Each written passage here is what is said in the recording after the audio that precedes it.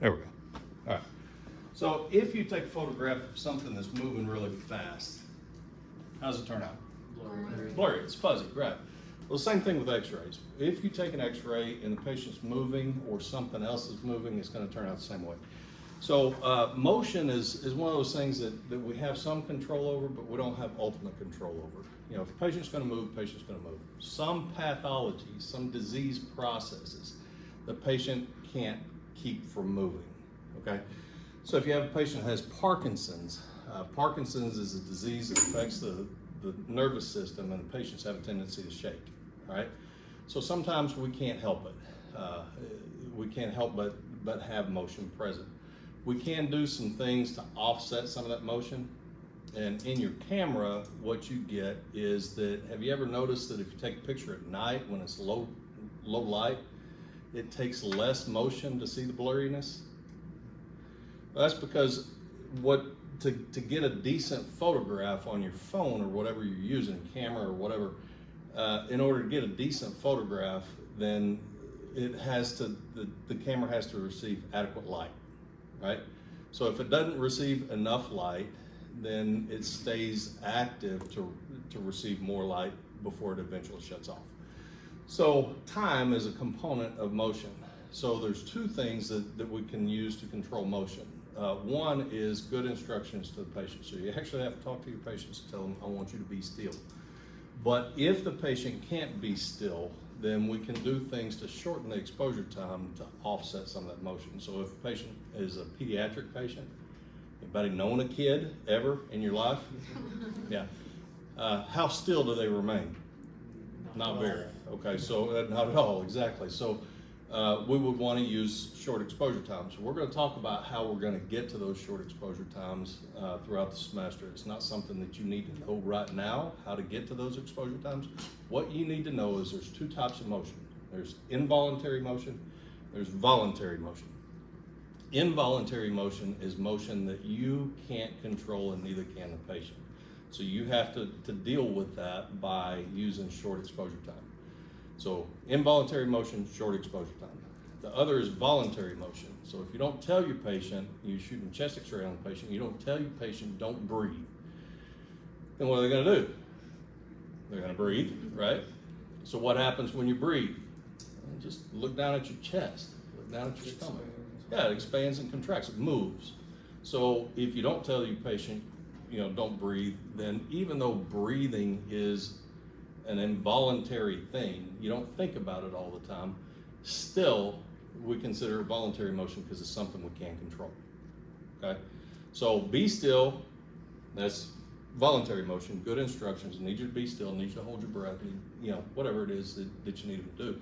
Involuntary motion, short exposure time, okay? So again, we're gonna pick and choose a lot of stuff. We're gonna skip over muscle control. Good instructions, we just kind of talked about that. Image receptors, down at the bottom of page 14. Image receptors. So what we have in X-ray is X-ray is kind of a study in communication. What are the components of communication? Receiving. You got to have something to receive it, right? So, like right now, I'm communicating as best as an East Texan can, right? So you got to have a receiver. You're the receiver. Your ears are the receiver. What else? There's three components to it.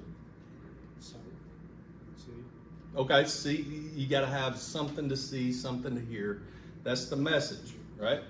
So you have to have a receiver of the message, and you have to have a message, but you also have to have one other thing. A sender, right. Okay, so X-ray is the same thing. What we have in an X-ray is we've got an X-ray beam, we got an X-ray tube, and that's the sender of the message. The message is incomplete though as it leaves the X-ray tube.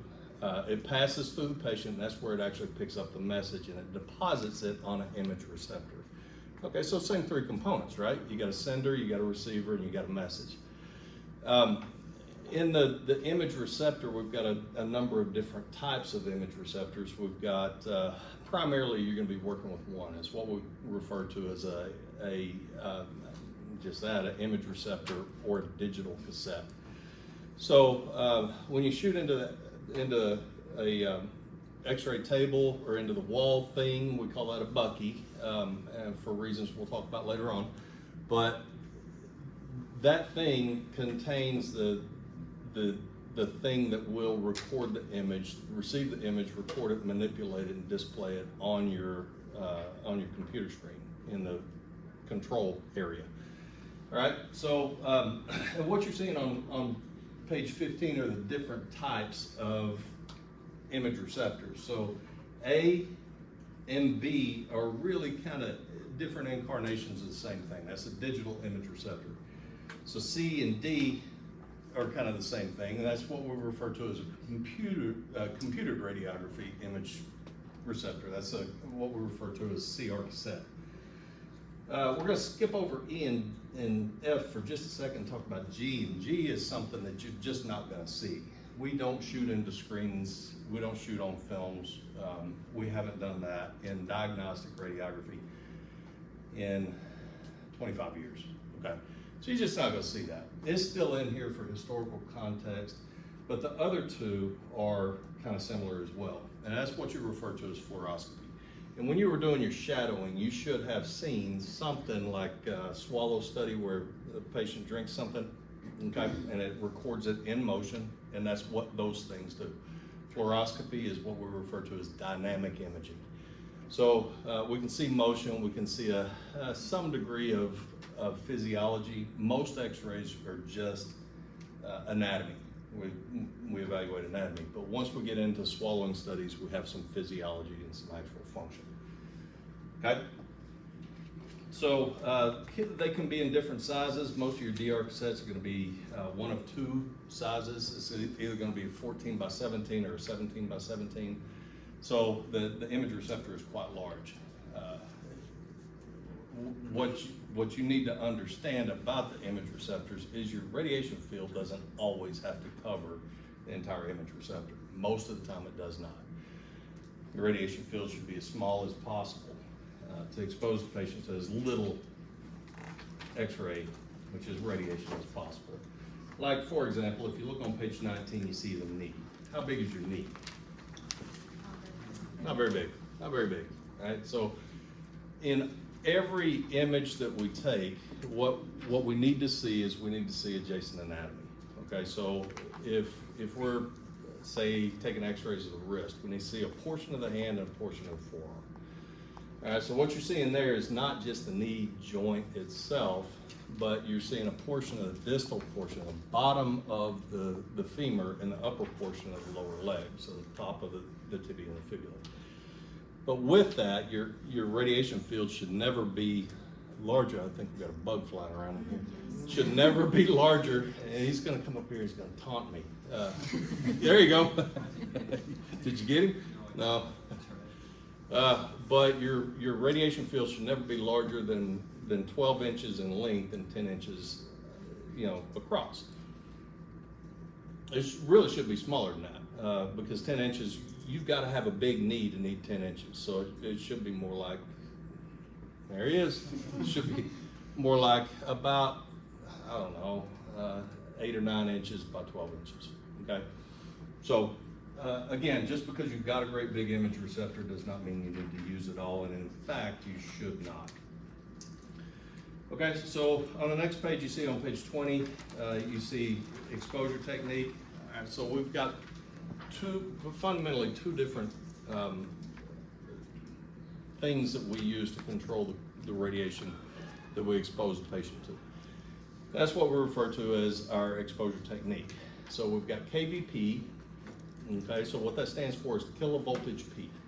Kilovoltage peak is the power of the X-ray beam and how well it'll penetrate. So if we have a part of a patient's body that's difficult to penetrate, we need high KVP, okay? And the other is what we refer to as mass, and it's M, small m, capital A, small s, and that's what we refer to as, or what that stands for rather, is milliamperage seconds.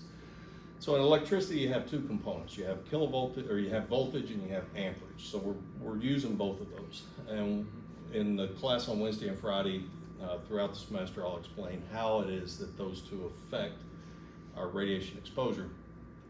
But for right now, you just need to familiarize yourself with the words, KVP and mass, okay? So mass has two components in itself, and that is milliamperage, amperage, and seconds, okay? So this is the kind of the fundamentals of how it is that we can limit radiation or exposure time. Mass controls the quantity of X-rays that we create. KVP controls the power of those things, okay? So for every exam type that we take, every exam that we use, or we might want to, shoot on a patient, we're going to have specific KVP and mass values. So KVP, the main thing that is going to determine our KVP, the level of our KVP, is what do we need to penetrate. Once we get our penetration right, and it's almost set for pretty much every body part within a little bit of a range, then what we need to do is fluctuate our mass. Like, for example, chest X-rays. On an adult, our KVP value is almost universally going to be 110 KVP, okay? So it's gonna be 110 KVP, and our mass is gonna fluctuate depending on the size. So if we have a patient who's very thin, our mass value is gonna be lower. If you have somebody who's very thick, our mass value is gonna be greater, okay? So KVP, penetration, mass, quantity, and we're gonna hammer that all semester, this semester, and especially next semester as well. Okay, so what we're gonna talk about this semester, if you look on page 22, is placement and orientation of the image receptor. Just know that we're gonna do that, but if you look over on page 23, you kind of see some sort of representation of that. If you have a patient who's tall and thin and you've got a rectangular shaped image receptor, then you might need to use that image receptor in a way that the long axis of the image receptor is parallel to the long axis of the patient's body, okay? So let's say we've got somebody with a runner's build and we're doing a chest X-ray on the patient. The hardest person to get a good chest X-ray on is a patient with a runner's build. That is because they've got lungs forever in all directions. If you're using a rectangular shaped image receptor and you're doing chest X-ray on a patient, and you put the long axis parallel to the long axis of the patient's body, that's what we're going to refer to as lengthwise. They're going to talk about that in lab on Wednesday and Friday. Lengthwise. So if this was my image receptor, this would be lengthwise. Long axis, right? Lengthwise. So if you put it on lengthwise, and you have a patient with a runner's or swimmer's build, and they take in a big deep breath for a chest X-ray, they're gonna breathe themselves off the image receptor this way. So you think, okay, well, I'll do it the other way, crosswise, right? So same patient, now they're gonna breathe themselves off the image receptor that way, okay? So hard to get somebody who would be identified. Everybody's had A&P1, so you should be somewhat familiar with some of these terms. Somebody who is hyposthenic, tall and thin, are gonna have a ridiculously long and broad set of lungs once they inflate, okay? So that's a case in which you're gonna use, if you have a square-shaped image receptor that's bigger, say 17 by 17, you're gonna use more of the image receptor, okay?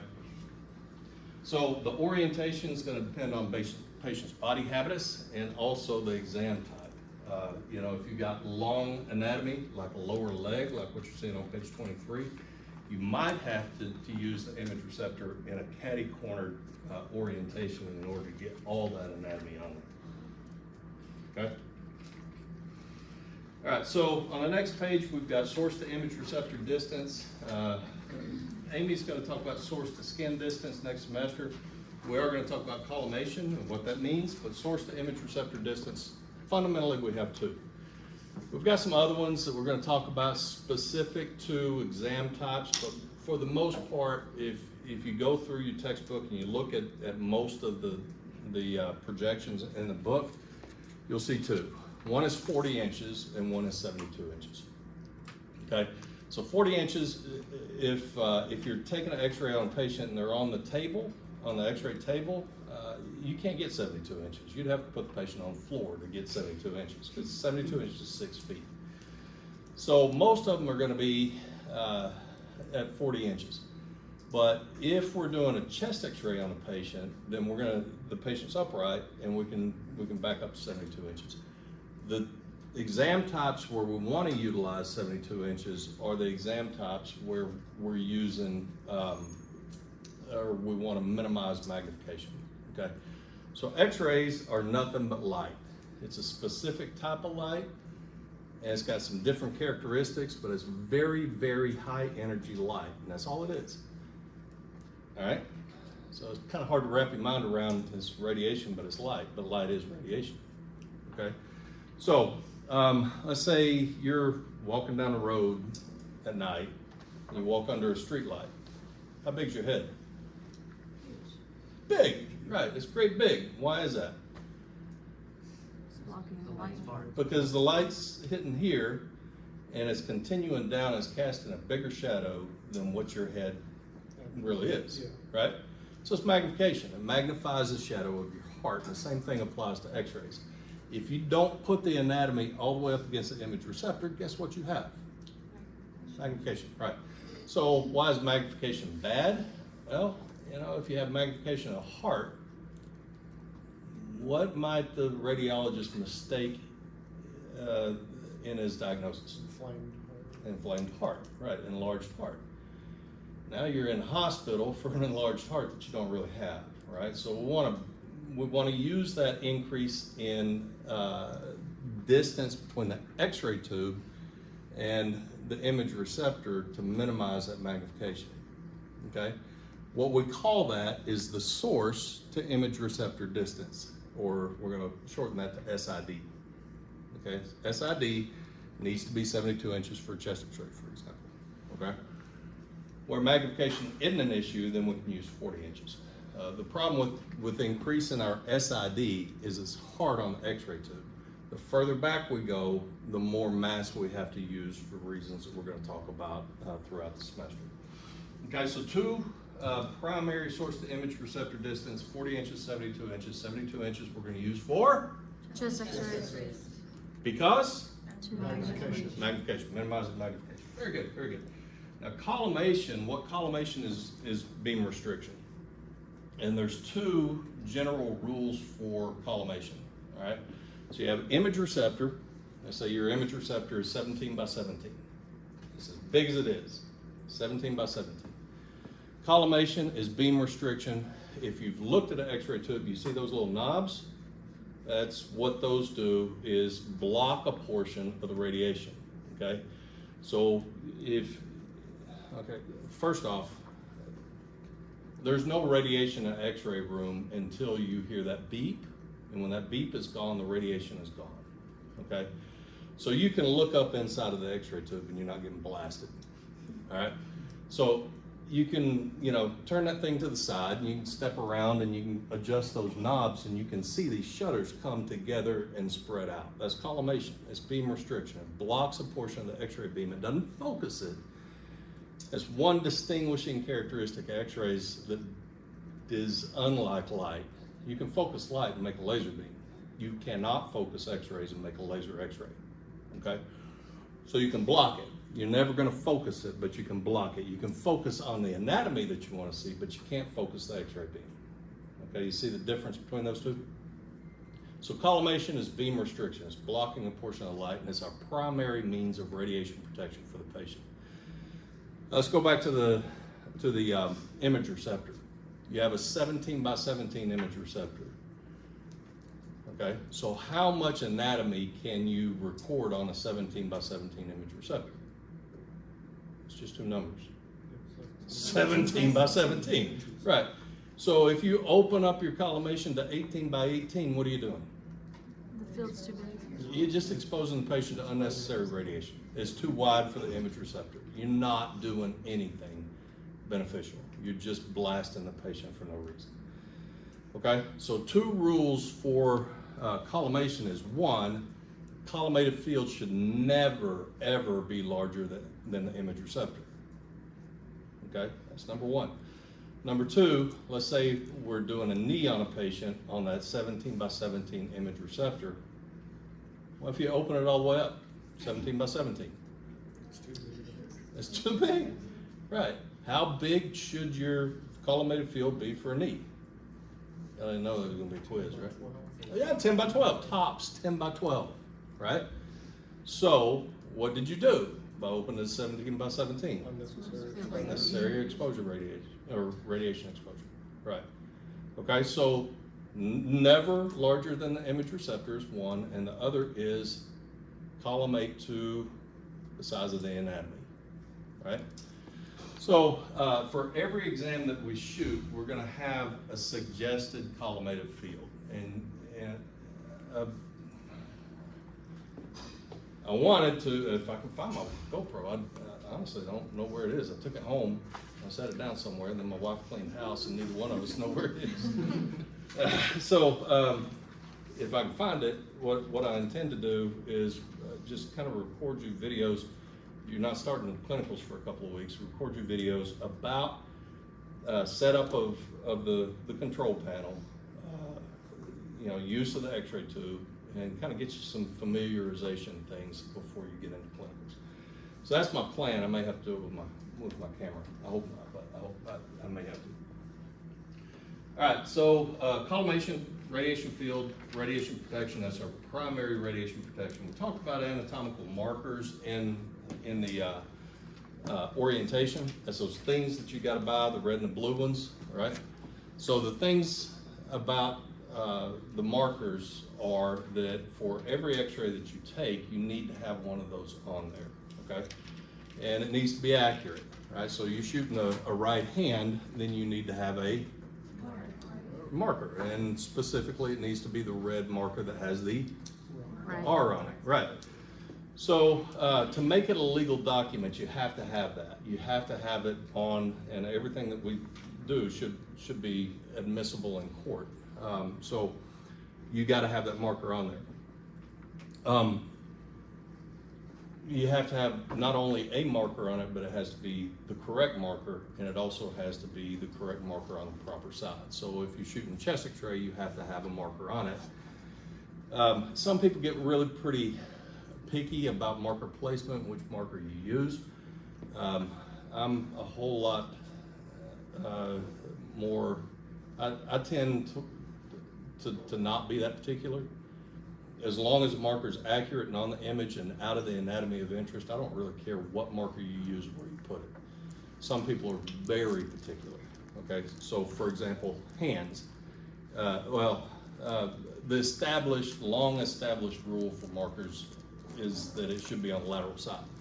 Now, lateral side means according to anatomical position. You know what anatomical position is? Yes. It's upright with palms facing forward. So the thumb is on the lateral side. Even whenever we take a hand X-ray, we're going to lay it flat like that, but the thumb is still lateral. Does that make sense? Mm-hmm. Even though it's pointing towards my medial side, it's still the lateral in anatomical position. So the long established rule is that it needs to be on the image in the inside of the collimated field, but out of the anatomy on the lateral side and the proper marker. I don't care, as long as it's the right marker, as long as it's visible on the image. My personal opinion is it doesn't matter. But you might have some radiologists and some technologists that are much more particular. So you kind of have to learn the text that you're working with and the radiologist and what their expectations are. So make sure that your images are marked. Make sure that you use proper marker. Don't put it inside of the anatomy of interest. If you're shooting chest X-ray, it's going to show up in the shoulder. What are you looking for on chest X-ray, do you think? Lungs and heart, right? So is it going to be a problem in the shoulder? No. No, it's not. So if it shows up in the shoulder, it's no big deal. If a shoulder pathology shows up, you may have to go back and shoot a shoulder X-ray. Okay? So we're going to skip over to page 30. Display of radiographs. Most of our radiographs are going to be displayed in an anatomical position. Anybody I'm going to put you on the spot. Anybody in here at least slightly dyslexic? Okay, a few.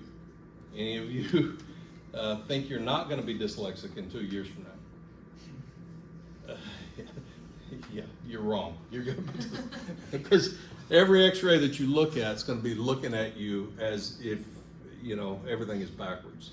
Okay, left is right and right is left. You're looking down at the patient and you're thinking about marking, then you're going to have to look at you're looking down at the patient on the table and they're laying on their back. So I'm looking at this patient, where's their right hand side? On your left, right. It's gonna mess you up, okay? So in viewing the x-ray and looking at the patient on the table, you know, you have to consider one, anatomical position. Make sure you get your markers right, but also consider anatomical position. You hang them up and they should have a specific look. Most of the patient's heart is going to be on their left-hand side. So what we're going to do is we're going to hang them up. You probably said right because every TV show hangs x-rays either upside down or backwards. Every one of them. So you're going to hang the x-ray up and you're going to see heart primarily on your right-hand side. Okay. You're also going to see the right marker on your left-hand side. Okay. So everything's going to be anatomical position. You're going to hang most things in anatomical position. There are some when we get into extremity work, there's going to be some variations of that and some differences as well. But for large anatomy, it's going to be anatomical position. Most anatomy is going to be anatomical position. Now, when we take x-rays, most of the time we're going to want to take x-rays from a couple of different perspectives. This thing keeps blinking back off. I need light. I need, I wonder. Let's try this. Can I get into, I tell you what, you got, yeah, I need a flashlight. Ellie, can you kill the lights back there?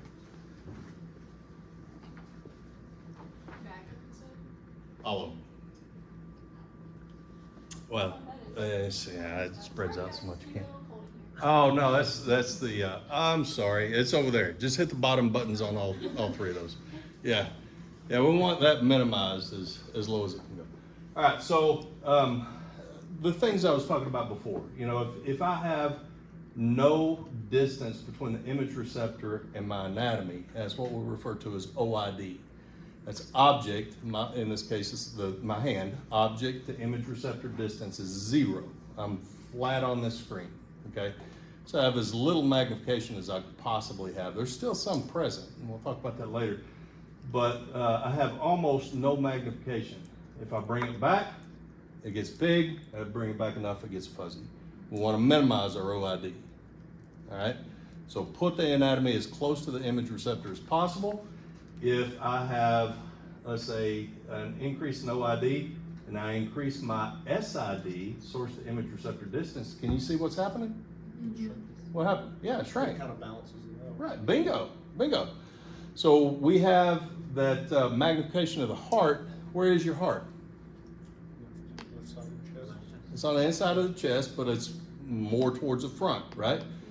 So how might we want to position the patient for a chest X-ray? With our back against the image receptor or our front against the image receptor? Front, right, to minimize OID. And we back up to 72 inches, it further minimizes OID. All right, so that's a little rabbit trail, which I'm prone to do. What were we? Oh, yeah. Two views, 90 degrees from each other. Okay, so try not to look at my fingers, okay? But looking at the shadow, can you tell based on that shadow what the orientation of my fingers are? No, you can't. You cannot, right? So most of the time we're going to take x-rays from two different angles, and those angles are going to be right angles from each other. What is a right angle? 90 degrees. Another word for that is perpendicular. Okay, so you got parallel. Parallel means two lines going in the same direction and they never touch. Perpendicular means they're at right angles. Okay, so I've got that going on. The shadows really relatively look the same, but when I turn my hand, can you tell how the orientation really was? Yeah, yeah, okay. Thank you very much, I appreciate it. Okay, so what's the practical application to that?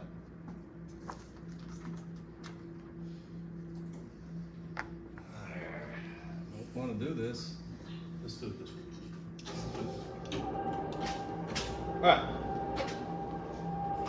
So lungs. Again, y'all have had anatomy, right? Some, at least anatomy. Everybody been through A&P 1 and 2? Anybody not had 2? Okay, good. Then you should know this. All right, so in your left lung, how many lobes do you have? 2. In your right lung, you have 3. Okay. So let's say we shoot a chest X-ray on a patient. It's going to be relatively small because I've got a really small area. We look at a chest in anatomical position, so our heart is primarily right there, right? And it's at midline, but the left ventricle is so large it appears to be offset to the left-hand side. Okay, so you've got 2 lobes in the left lung, you got 3 lobes in the right lung, and the lobes look just like that, right? They got a fissure that goes straight across, right? No, not even close. So let's say we take an X-ray, and the X-ray shows that we've got a mass right there. Okay, where would you say that mass is? In the right middle lobe, right? But is it? Well, can't tell on that, right? It's inconclusive. So what we do is we shoot another view from the side, and it's funny how the lungs really, it looks like one lung in frontal view, but the lobes go like that. As a matter of fact, it's even more dramatic than that. The lower lobe actually starts way up here, okay? So we've got that. If it appears right there on the lateral, this will be what we refer to as a PA projection. We'll talk about what that means here in a minute. That's a lateral from the side, okay? So if it shows up here on the PA and there on the lateral, now we can get a better perspective of where it is, right? So now where is it? It's in the right Middle lung, lobe. middle lobe. Yeah, it's in exactly, right, middle lobe. If it's way back here on a lateral, then it's gonna be probably an upper lobe, more likely an upper lobe. Patient's still gonna go to CT, but they have a better idea of what they're looking for, okay? So we do 2 views 90 degrees from each other so that we can get dimensional perspective. An X-ray is a 2-dimensional representation of 3-dimensional anatomy. Can't make a full diagnosis. Another thing is, let's say we've got a slight fracture. Okay, does that lid look like it's on straight? I'll magnify it up a little bit. Does it look like it's on straight? Yeah. Does it? Oh, No. So we did 2 views 90 degrees from each other so that we can get a better understanding of what's going on with the patient. Every X-ray that we shoot, almost every X-ray that we shoot, we're going to do 2 views 90 degrees from each other. So we can see the anatomy, see the pathology, and get a better idea of where the pathology of the fracture is. Sometimes we need to take X-rays in an oblique position. Oblique means not a frontal or a lateral view, but somewhere in between. And most of those are going to be, especially this semester, most of those are going to be easy to remember. It's just 45 degrees, halfway in between. When we get to a point where you need to know a different obliquity or a different angle, as angulation of the patient is what oblique is. We're going to talk about angulation of the X-ray tube, but for now, what we're talking about is angulation of the patient, okay? That's oblique. And what we do that for is to de-superimpose. Superimposition means one thing stacked on another. All right, so hands, shadow of my hands are superimposed, right? Let's see if I can do this. Shadow of my hands superimposed, right? If we oblique a little bit, we can get that superimposition removed, okay? So The purpose for obliquity, oblique in the patient, oblique views, is to de-superimpose anatomy. That's what you're seeing on page 33. While this is up, I'm not even gonna look for the Canvas PowerPoints. I'm gonna go with my last semester's PowerPoints. This thing's so fragile this morning. I don't want to. No,